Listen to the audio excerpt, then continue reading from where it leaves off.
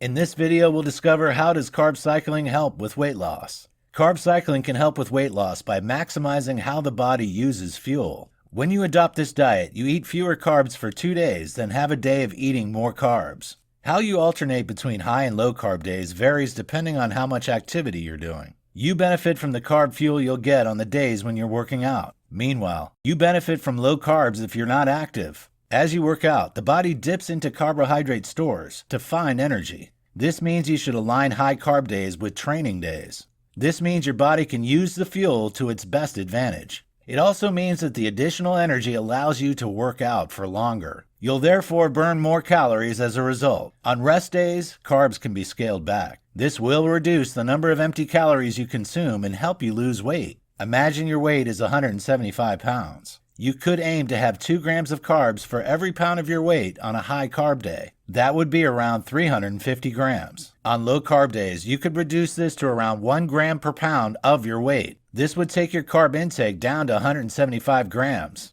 That doesn't mean there's a set amount of carbs you can eat on each type of day. Largely, it depends on what workout you're doing. It also depends on how frequently you're working out. You'll find plenty of advice online. However, you'll need to tailor your carbohydrate intake to your own needs. Your metabolism will decrease or increase depending on your macronutrient and calorie intake. If you eat enough carbs at the correct time, your metabolism is reset. This triggers your body to release leptin and thyroid. These are the hormones which regulate your body weight. The standard American diet is very heavy in carbs. This can produce a negative effect, stimulating the release of insulin too often. As a result, weight gain can occur and conditions like diabetes can develop. Low-carb days encourage your body to use all its glycogen, stored carbs. It switches to burning ketones, body fat, as fuel. When stored fat is burned, weight is naturally lost. Every carb cycling diet plan is different. You need to choose the one that meets your own goals. A standard plan will keep your carb intake very low for 2 to 3 days. It will then increase your carb intake for a day. That day should involve some intense activity.